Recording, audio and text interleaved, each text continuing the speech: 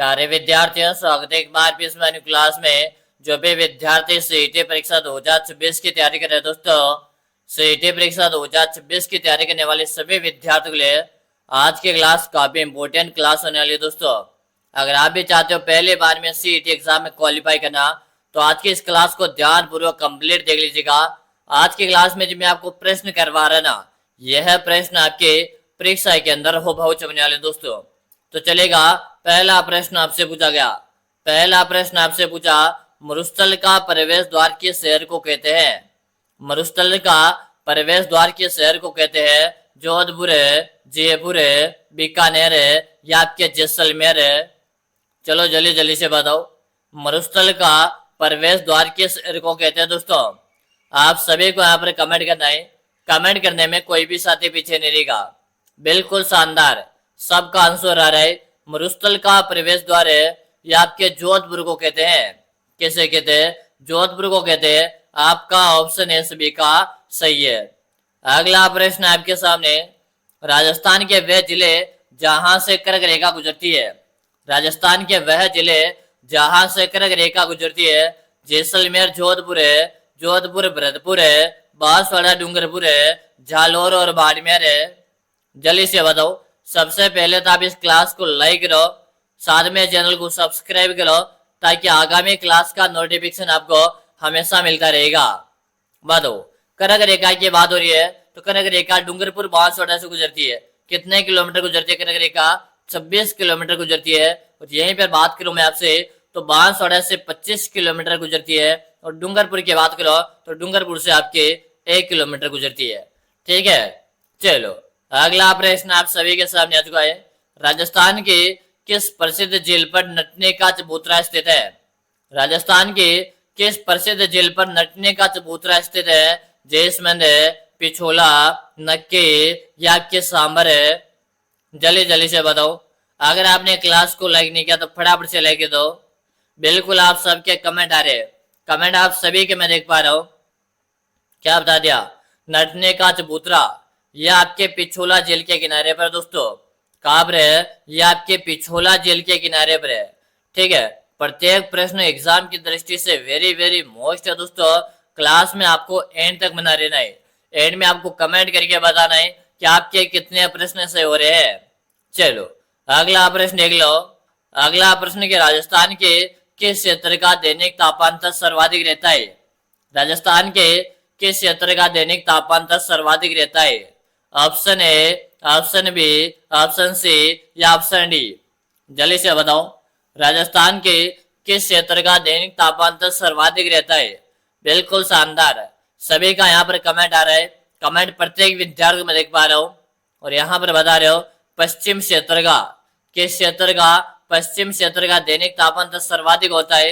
आपका भी ऑप्शन सही है। अगला प्रश्न आपके सामने आ चुका है। राजस्थान के किस क्षेत्र को विश्व के नम भूमियों में शामिल किया गया है? राजस्थान के किस क्षेत्र को विश्व के नम भूमियों में शामिल किया गया है? केवलादेव गुना पक्षी, सांबर झील है, उपयुक्त दोनों या डीडवाना झील। जल्दी से बताओ। बिल्कुल आप सबके कमेंट आ रहे हैं। और यहाँ पर बता रहे हो उपयुक्त दोनों, आपके दोनों ही सही है। तो सी ऑप्शन यहाँ पर करेक्ट हो जाएगा। अगला प्रश्न आपके सामने, रतनगिरी कन्या उपवन कहाँ स्थित है? रतनगिरी कन्या उपवन कहाँ पर है दोस्तों? उदयपुर है, राजमंद है, बांसवाड़ा या आपके डूंगरपुर है। आपके जितने भी दोस्त है ना, उन सबके साथ इस क्लास को आप फटाफट से शेयर कर दीजिएगा। बिल्कुल आप सबके कमेंट आ रहे हैं। यहाँ पर आप है उदयपुर बता रहे हो। क्या बता रहे हो? यहाँ पर आप है उदयपुर बता रहे हो। जो भी विद्यार्थी उदयपुर बता रहे, ऑप्शन जो है बता रहे ना, सही है। अगला प्रश्न देखिएगा। अगला प्रश्न है, किस्मत योजना संबंधित है। बताओ, किस्मत योजना संबंधित है। Option A, option B, option C या ऑप्शन डी। चलो फटाफट से बता दो, किस्मत योजना का संबंध किसे होगा? आप सबको यहाँ पर कमेंट करना है। कमेंट करने में कोई भी साथी पीछे नहीं रहेगा। बिल्कुल शानदार सा प्रश्न है। प्रत्येक विद्यार्थी यहाँ पर आंसर आ रहे हैं। किस्मत योजना किससे संबंधित रहेगी? तो यहाँ पर जो आपका आंसर आ रहा है ना, यहाँ पर बता रहे हो कि यहाँ पर डी ऑप्शन को लिख दो। कैसे लिख दो? ऑप्शन डी को लिख दो। अगला प्रश्न आपके सामने, राजस्थान में भेड़ ऊन प्रशिक्षण संस्थान कहाँ पर है? राजस्थान में भेड़ ऊन प्रशिक्षण संस्थान कहाँ पर है दोस्तों? बीकानेर है, जोधपुर है, बाड़मेर है या आपके जयपुर है? जल्दी जल्दी से बताओ। अगर आपने क्लास को लाइक नहीं किया तो जल्दी जल्दी से भाई क्लास को लाइक भी कर दो। भेड़ ऊन प्रशिक्षण संस्थान की बात हो रही है और ये आपके जयपुर के अंतर्गत है। कहाँ पर है? ये आपके जयपुर के अंतर्गत है दोस्तों। जो भी विद्यार्थी जयपुर बता रहे, ऑप्शन जो डी बता रहे ना, सही है। अगला प्रश्न आपके सामने आ चुका है, सोम कमला अम्बा सिंचाई परियोजना किस जिले से संबंधित है? सोम कमला अम्बा सिंचाई परियोजना किस जिले से संबंधित है दोस्तों? अलवर है, डूंगरपुर है, बीकानेर है या आपके अलवर? जल्दी से बताओ। सोम कमला अम्बा सिंचाई परियोजना का संबंध कहां से रहेगा? तो यहाँ पर आप बता रहे हो डूंगरपुर को लिख दो। किसे लिख दीजिएगा? डूंगरपुर को आप यहाँ पे लिख दीजिएगा। ऑप्शन नंबर आपका यहाँ पर भी हो जाएगा। चलो अगला प्रश्न देख लो। अगला प्रश्न के राजस्थान के प्राचीन जल संग्रहण स्रोत हैं। राजस्थान के प्राचीन जल संग्रहण स्रोत है दोस्तों, नाडी, जोहड़, बावड़ी या उपरोक्त सभी? जल्दी जल्दी से बताओ। अगर आप सीईटी के अंदर 40% मार्क्स लेकर रहना चाहते हो ना, तो आज की क्लास आपके लिए बेहतरीन क्लास होने वाली है। कंप्लीट क्लास आपको देखना है। Very good. यहाँ पर बता रहे हो डी ऑप्शन को आप लिख दीजिएगा। कैसे लिख दीजिएगा? डी ऑप्शन को लिख दो। अगला प्रश्न आपके सामने आ चुका है, निम्न में से किस जिले में कोई भी रेल मार्ग नहीं है? निम्न में से किस जिले में कोई भी रेल मार्ग नहीं है दोस्तों? चित्तौड़गढ़, बांसवाड़ा, पाली या आपके उदयपुर है?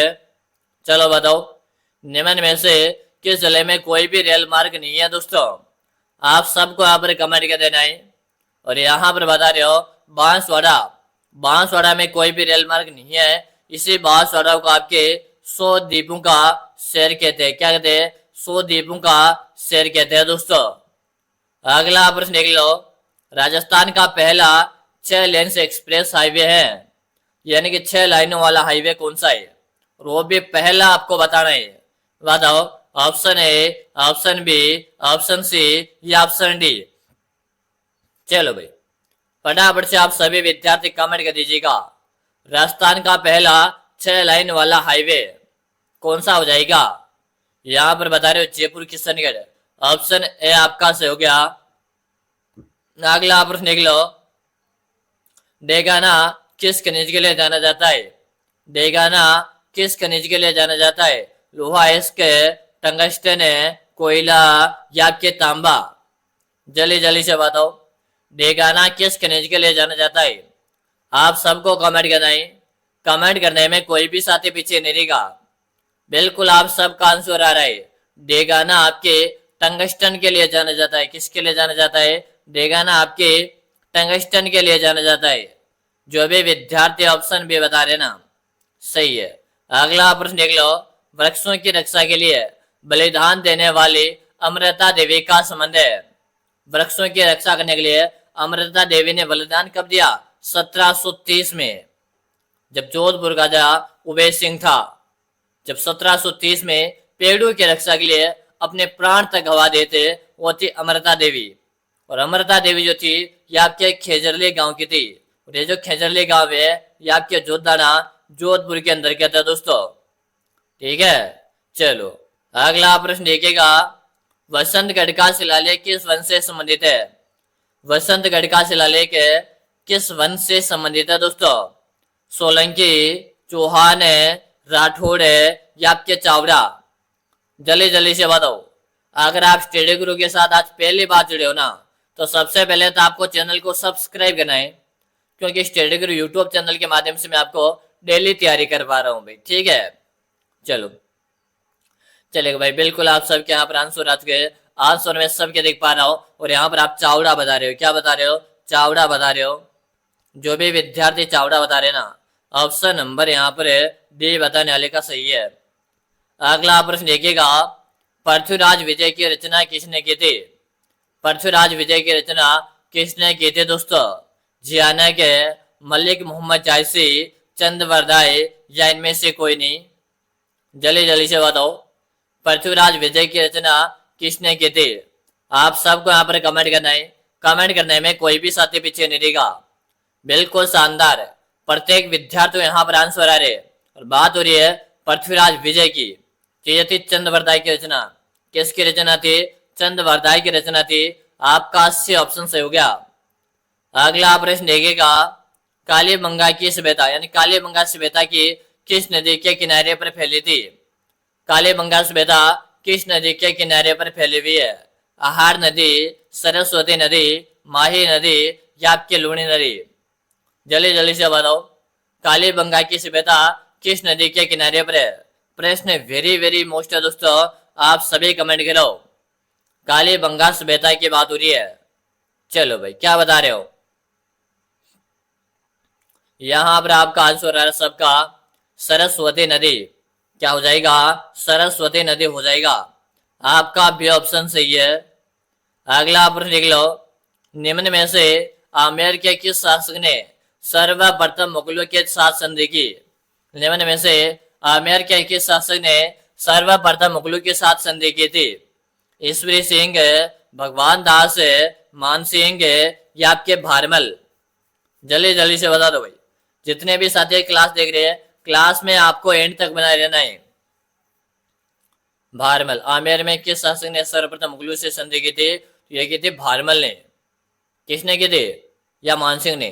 हाँ भाई, आमेर पूछा ना तो मानसिंह। चलो, यहां पर आपका ऑप्शन सी सही है। चलेगा भाई, अगला प्रश्न देख लीजिएगा, टोंक मुस्लिम रियासत का संस्थापक कौन था? टोंक मुस्लिम रियासत का संस्थापक कौन था? अमीर का पिंडारी, गुलाब खान है, मोहम्मद शाह या इनमें से कोई नहीं? जल्दी से बताओ, टोंक मुस्लिम रियासत का संस्थापक कौन था? आप सभी को कमेंट करना है। कमेंट करने में कोई भी साथी पीछे नहीं रहेगा। बिल्कुल शानदार, अमीर का पिंडारी बता रहे हो। क्या बता रहे हो? अमीर का पिंडारी बता रहे हो। आपका ऑप्शन है सबका से हो गया। अगला प्रश्न आपके सामने, बप्पा रावल का मूल नाम क्या था? सबसे पहले तो आप इस प्रश्न को मोस्ट लगा लीजिएगा, एग्जामिनर का फेवरेट प्रश्न है। बप्पा रावल का मूल नाम बताना है। Option A, option B, option C या ऑप्शन डी? चलो बताओ, बप्पा रावल का मूल नाम क्या था? तो बप्पा रावल को काल भोज के नाम से जानते थे। किस नाम से जानते थे? काल भोज के नाम से जानते थे। जो भी विद्यार्थी यहाँ पर है काल भोज बता रहे या ऑप्शन नंबर सी बता रहे हो तो आपका सही है। अगला प्रश्न देख लो, अलाउद्दीन खिलजी ने 1308 में किस दुर्ग को जीतकर उसका नाम खैराबाद रखा? अरे लाडलो, ये भी काफी अच्छा प्रश्न आपसे पूछा है। अलाउद्दीन खिलजी ने 1308 में किस दुर्ग को जीतकर उसका नाम खैराबाद रखा था? जल्दी जल्दी से बताओ। चित्तौड़गढ़ में 1303 में आक्रमण किया। जालोर की बात की जाए दोस्तों, तो जालोर में जो आक्रमण किया था 1311 में। कब किया था? 1311 में। रणथंभौर में कब किया? 1308, हाँ 1300 में किया भाई, ठीक, 1301 में किया। 1301 में किया। सिवाना में कब किया? 1308 में किया। कब किया? 1308 में किया। हाँ ठीक है, सही लिखना है 1308। हाँ भाई सही। चलो, तो यहाँ पर 1308 में रणथंभ सिवाना, तो सिवाना यहाँ पर हो जाएगा आपका सिवाना, ऑप्शन डी। अगला प्रश्न लिख लो, मंडन द्वारा लिखित रूप मंडन का संबंध है। रूप मंडल का संबंध है राजप्रसाद है, नगर रचना, वास्तुकला या मूर्तिकला? जल्दी जल्दी से बताओ। आप सभी यहाँ पर कमेंट कर दीजिएगा। कमेंट करने में कोई भी साथी पीछे नहीं रहेगा, ठीक है। कमेंट आप सब क्या रहे? यहाँ पर बता रहे हो मूर्तिकला। क्या बता रहे हो? मूर्तिकला बता रहे हो। डे ऑप्शन सही हो गया। अगला प्रश्न लिख लो, रणथंभौर के चौहान वंश का संस्थापक कौन था? रणथंभौर के चौहान वंश का संस्थापक कौन था दोस्तों? जल्दी से बता दो भाई। आप सभी साथियों के कमेंट आने चाहिए। रणथंभौर के चौहान वंश का संस्थापक गोविंद राज। कौन था? गोविंद राज। आपका भी ऑप्शन सही है। अगला प्रश्न आपके सामने, राठौड़ वंश का शासन राजस्थान के किस भाग में था? राठौड़ वंश का शासक है राजस्थान के किस भाग में था दोस्तों? कांठल, अर्बुद, मारवाड़ या आपके वागड़? चलो आप इस प्रश्न को स्टार लगाओ। राठौड़ वंश का शासन राजस्थान के किस भाग में था? तो यहां पर जो आपका कमेंट आ रहा है ये बता रहे हो मारवाड़। क्या बता रहे हो? मारवाड़ जो बता रहे हो ना, मारवाड़ बताने वाले का सबका सही है। अगला प्रश्न देख लो। राजस्थान के भागीरथ के नाम से किस शासक को जानते हैं? राजस्थान के भागीरथ के नाम से किस शासक को जानते हैं दोस्तों? कुंभा, राम सिंह, गंगा सिंह या उमेद सिंह? बताओ, राजस्थान का भागीरथ के नाम से किस शासक को जानते हैं दोस्तों? सभी बताओ। तो गंगा सिंह बता रहे हो। क्या बता रहे हो? गंगा सिंह बता रहे हो। आपका से ऑप्शन सभी का सही हो गया। अगला प्रश्न देख लो। हाडी रानी का नाम जुड़ा हुआ है। हाडी रानी का नाम जुड़ा हुआ है औरंगजेब से, चुंडावत से, राज सिंह से या कोई भी नहीं? चलो बताओ। हाडी रानी का नाम जुड़ा हुआ दोस्तों किससे जुड़ा हुआ? फटाफट से बताओ। क्या बता रहे हो? चुंडावत से। कहते ना कि हाडी रानी को नाम किससे जुड़ा हुआ? सर मांगे चुंडावत काट दियो सतरानी ने। कहावत सुनिए ना, सर मांगे चुंडावत ने काट दियो। ये तो मुझे पूरी कहावत याद नहीं, बाकी ऐसे ही तो मतलब चुंडावत नहीं, तो आपका भी ऑप्शन से हो जाएगा। अगला प्रश्न देख लो। महाराणा राज सिंह ने औरंगजेब के विरुद्ध किससे विवाह किया? महाराणा राज सिंह ने औरंगजेब के विरुद्ध किससे विवाह किया था? पद्मावती, पद्मनी, चारुमती या अंजलि? जल्दी जल्दी से बताओ। वेरी गुड, आप सभी का कमेंट आ रहा है और चारुमती आप बता रहे हो। क्या बता रहे हो? यहाँ पर आप चारुमती बता रहे हो। जो भी विद्यार्थी चारुमती बता रहे हैं, ऑप्शन नंबर जो से बता रहे ना, सबका सही है। चलेगा। अगला प्रश्न आपके सामने। वैष्णव मत वालियों के आराध्य देव है। वैष्णव मत वालियों के आराध्य देव है कृष्ण, दुर्गा, शिव या आपके हनुमान? जल्दी से बताओ। तो यहां पर बता रहे हो शिव। क्या बता रहे हो दोस्तों? यहां पर बता रहे हो आप शिव। आपका ऑप्शन सी सबका सही है। अगला प्रश्न देख लो। जोधपुर रियासत की कुल देवी है। जोधपुर रियासत की कुल देवी कौन है दोस्तों? तन्नौर माता, दधिमती माता, महामाई माता या चामुंडा माता? जोधपुर रियासत की कुल देवी आपको बताना है। बता दो भाई, जल्दी जल्दी से बताओ। दोस्तों मैं जो प्रश्न करवा रहा हूं यह प्रश्न आपके सीईटी परीक्षा के अंदर है, खूब बहुत छपने वाले दोस्तों। क्या बता रहे हो? चामुंडा माता। क्या बता रहे हो? चामुंडा माता। आपका डी ऑप्शन सभी का सही है। अगला प्रश्न देख लो। सबसे लंबी गाथा किस फड़ में मिलती है? सबसे लंबी गाथा किस फड़ में मिलती है? बाबू जी की फड़, गोगा जी की फड़, देवनारायण जी की फड़ या आपके जसनाथ जी की फड़? सबसे लंबी गाथा किस फड़ में मिलती है दोस्तों? जल्दी जल्दी से बताओ। और सबसे पहले आप इस प्रश्न को स्टार भी लगा लो। एग्जामिनर का फेवरेट प्रश्न है। बताओ क्या बता रहे हो? यहां पर बता रहे हो देवनारायण जी की फड़। क्या बता रहे हो? देवनारायण जी की फड़ बता रहे हो। देवनारायण जी को कृष्ण का अवतार मानते हैं। किसका अवतार मानते हैं? कृष्ण का अवतार मानते हैं। आपका सी ऑप्शन सही है। अगला प्रश्न देख लो। मल्लेनाथजी का मेला कहाँ पड़ता है? बताओ मल्लेनाथजी का मेला कहाँ पड़ता है? इससे पहले आप सभी विद्यार्थियों में बताओ, अगर आप सीईटी परीक्षा 2026 की तैयारी कर रहे हो और आप भी चाहते हो सीईटी में 40% मार्क्स लाकर सीईटी एग्जाम को क्वालिफाई करना, तो मैंने आप सभी विद्यार्थियों के लिए एक सीईटी के बेहतरीन 5000 प्रश्नों का एक ई बुक बना दिया। अगर आप दोस्तों इस 5000 प्रश्नों की ई बुक को पढ़कर एग्जाम देने जाते हो ना, आपके सिलेक्शन की मैं 100% गारंटी लेता हूँ कि ई बुक काम लेगा। तो दोस्तों मैं आपको बता दूं, अगर आप पहले तो मेरी बात ध्यान सुनो, अगर आपने अभी तक कुछ भी नहीं पढ़ा, एग्जाम तो देखो नजदीक आ चुका है, समय आपके पास कम बचा हुआ है, फिर भी आप चाहते हो गुरुजी मुझे 40% मार्क्स लाकर एग्जाम को क्वालिफाई करना है, ठीक है, तो 40% मार्क्स में यानी कि कुल मिलाकर आपके 45 या 46 क्वेश्चन आपको सही करने हैं। कितने? 120 क्वेश्चन आएंगे, 120 में से 45 या 46 क्वेश्चन आपको सही करना है, ठीक है। अगर आप भी चाहते हो गुरुजी मुझे तो सिलेक्शन लेना ही है कैसे भी करके, तो मैंने आपके लिए जो 5,000 प्रश्नों का जो ई बुक बना रखा ना, इस ई बुक को आप एक बार पढ़ लीजिएगा, आप आराम से सिलेक्शन ले लोगे। मिलेगी कहाँ पर ई बुक है, तो आप मेरी बात ध्यान सुनेगा। इसका आपको नाम मात्र का इसका प्राइस आपको लगने वाला कितना, सिर्फ और सिर्फ नाम मात्र है 99 रुपये का। मिलेगा कहाँ पर, नंबर नोट कर लो, 6367256234। इस नंबर पे आपको 99 रुपये का पेमेंट करना है, फोन पे, गूगल पे, पेटीएम है। और आपको मुझे इससे नंबर पे उसका व्हाट्सएप पे स्क्रीनशॉट भेज दीजिएगा। जैसे भेज दूंगा ना, उसके 5 मिनट के अंदर अंदर 5,000 प्रश्नों का ई बुक मैं आपको भेज दूंगा, और इसी बुक को पढ़ के आप अपना सिलेक्शन है आराम से ले सकते हो। तो इंतजार किस बात का, जल्दी से आप इसी बुक को परचेज करो और पढ़ने लग जाओ भाई, ठीक है। चलो यहाँ पर जो आंसर आ रहा, तिलवाड़ा बता दिया, ऑप्शन है सही है।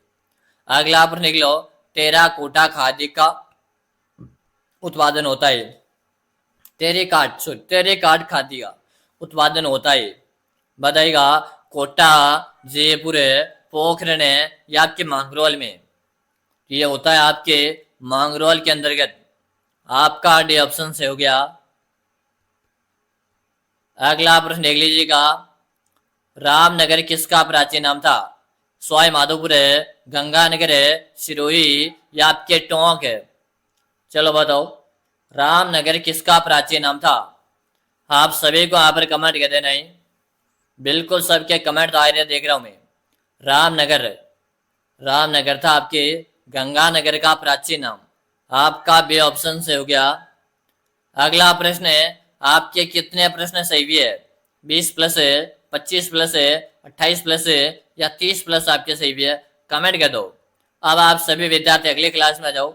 अगले क्लास में आपके Bhagwati online classes YouTube channel पे करवा रहा हूँ, यानी कि मोबाइल की स्क्रीन में आपको चैनल का नाम दिखा दे रहा होगा, भगवती ऑनलाइन क्लासेज के नाम से। जल्दी से आप फटाफट से भगवती क्लासेज में जाओ, वहां पर मैं आपकी अगली क्लास करवा रहा हूँ। मिलते हैं भगवती क्लासेज में, तब तक के लिए जय हिंद, वंदे मातरम साथियों।